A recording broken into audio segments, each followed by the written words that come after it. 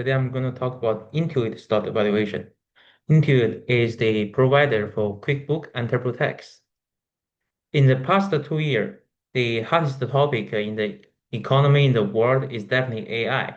People keep saying that AI can change the world, AI can replace human labors, and AI can destroy so many business and products. Well, I may have a different opinion about that, but that does reflect on the stock performance first. You can tell that in the past 2 years, the semiconductor, the raw material for AI, literally went skyrocketed. In contrast, the software business fall behind the SP 500, and Intuit stock also decreased over 40% in the past year. But if you have been following the US stock or if you have been invested in the past decade, you know that the software has been one of the best performing sector in the past 10 years. So in this video, I will explain how likely the AI will affect the software companies, and is there still a possibility to invest those software companies but still have a capital gain? But before we jump to the topic, I will share a little bit about my previous experience where I get my inspiration for this valuation. I graduated from college in 2020, a very interesting time to find a job, but I got a job in 2 months to work as a credit analyst in Upstart. Upstart is an online lending company using the AI-driven data.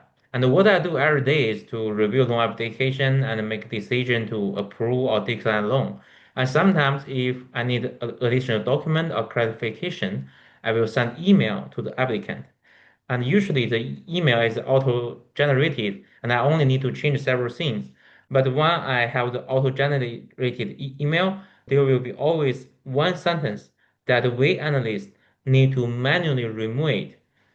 And that one sentence is based on the law requirement in the past, but later the law changed, so the company cannot send that sentence anymore. But I was thinking, why the company does not change that from the back end? Since I work for the company, for me, Upstart has been a company that always value efficiency and making improvement. But why they just do not change that? Later, I figured out by myself that it is just not that urgent, right?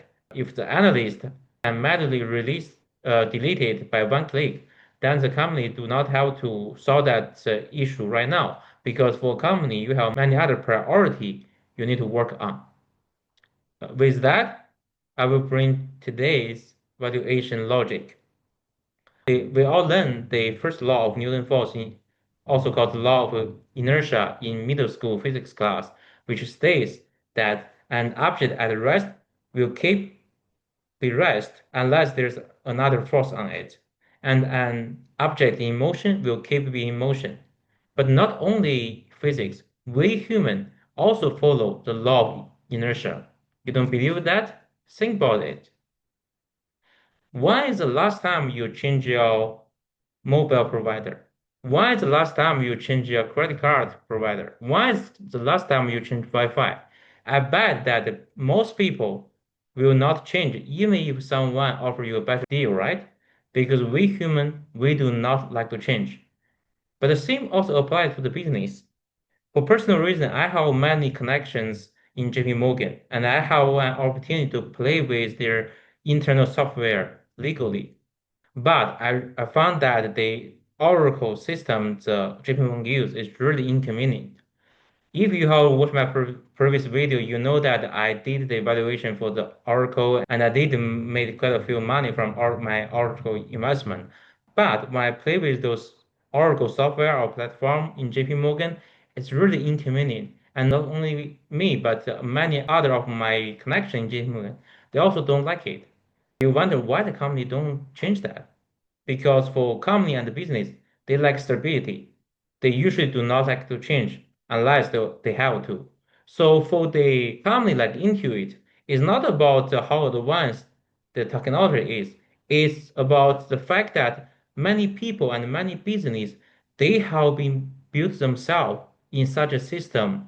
When they do the project, when they do the team working, they build everything in such a system. So it's really hard for them to switch to a different thing. That's the strength for company like Intuit.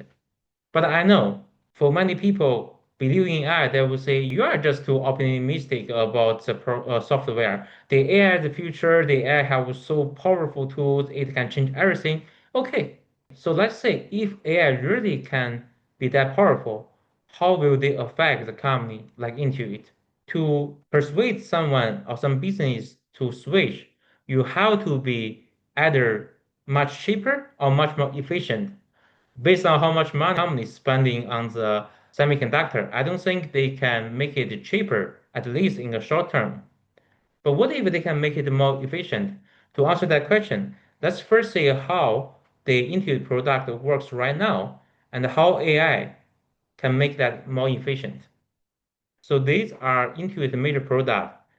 We have the TurboTax, that's our self-filing tax product that most North American people use. And we also have the QuickBook. The QuickBook are accounting software for small business. The Credit Karma are financial marketing platform in which the company connect those finance institutions like banks or loan order with the borrowers and they get a fee from those financial institutions. The Mailchimp is about email marketing, but it only compromises a very small percent of the revenue, so I don't need to worry about. First, we see the TurboTax. Right now, I file tax by myself because accounting is so easy. But when I was in college, when I just graduated, I also used TurboTax. For those who haven't used that, you first fill in your personal information, and they will ask you if you have W-2 income, which means if you receive salary from the company in the US, you fill in those information with your W-2, and then they will ask you deduction. If you have loan, mortgage, or tuition, you can fill in those information, and then you can just e-fill. So when I saw those steps, I just think how possible the AI can make it easier. There's not much room to change, right? Maybe one thing they can do is one day you can speak to the software and they can directly fill it for you. But that is LLM model is not something new. Then we can see the QuickBook. The QuickBook are accounting software for the small business and it's pretty convenient to use. If you are business, if you connect your business account with the QuickBook and you give the software permission, you can immediately transfer all your transaction to the platform. And then this platform can try to check the accounting balance to see if the accounting balance match your invoice. It can also help you track expense and do the accounting reconciliation. For those who don't know, that means when your accounting balance do not match each other, they just try to help you. If you see that platform is pretty easy to use, right? I don't think AI can make it much more faster. But I know there are still people saying you just don't know AI. AI has a great future. But to make investment, to decide when to buy stock, you have to quantify those ideas, right? So these are six drivers that Aswa's professor proposed affecting a company's value. So here we have revenue growth. We also have profit margin, which means for each dollar of sale, how much profit you can make.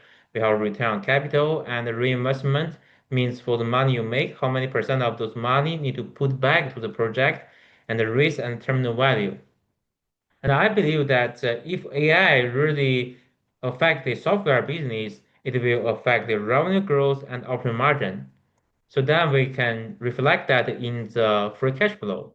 So here we have estimated revenue growth for in the most recent year that gradually increase to the 15% software industry average because the inertia, because I think that business they will still use Intuit for a while, but after year 5, I will gradually decrease to the long-term GDP growth rate, which is also the US 10-year treasury rate.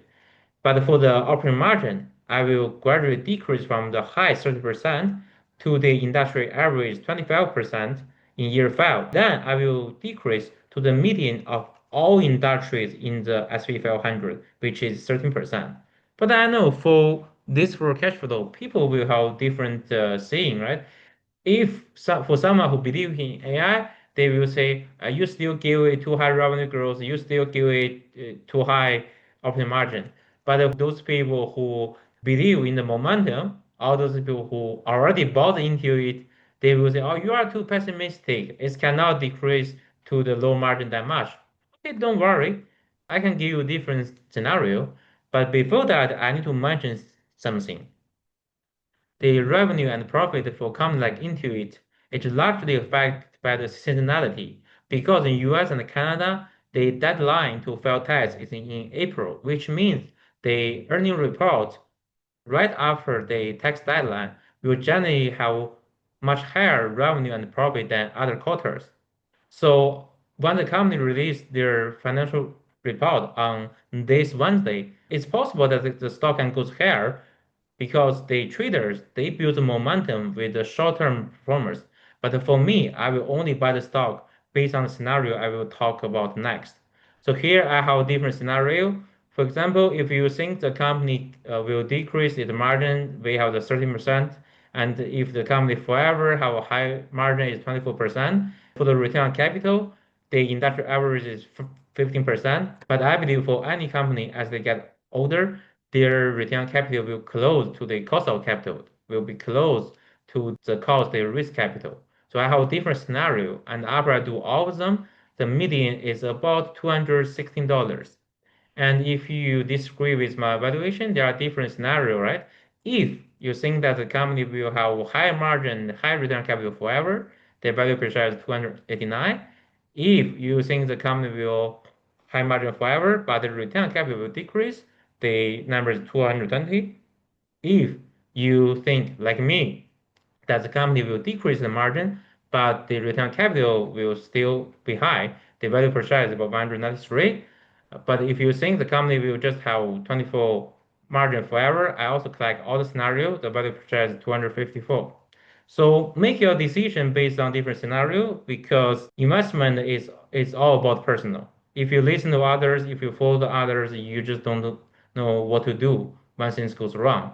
But after you get those numbers, you can tell that even if the stock has decreased for 40%, it's still pretty high. But for me, I will only buy the stock between 216 to 254. At the end, I would like to talk a little more about how do I think AI may or may not replace job. About 1 year ago, when the AI just popped up, I predicted that, well, I don't believe AI can replace many jobs. The accounting looked like a perfect target for AI because the features of accounting are inflexibility and rule-based. You cannot find a better target for AI, right? But today I have a different opinion. I wager that if one day AI really can prepare financial statement as well as accountant, which is not hard, the accounting firms they will go lobbying in the Washington D.C., telling people that how dangerous it is to use AI to prepare accounting. They will see that the AI can cause accounting fraud, accounting manipulation, and raising concern of conflict interest. Why do I know that? Because that's exactly what accounting firm has been doing in the past decade. In the criminal psychology, the criminal usually have the most accurate fantasy for crimes. But unfortunately, that is how this work. In this world, there are always more efficient ways to do things, but we usually does not end up choosing the most efficient way because we are simple human. So this is my evaluation.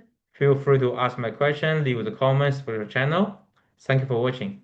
Have a nice day.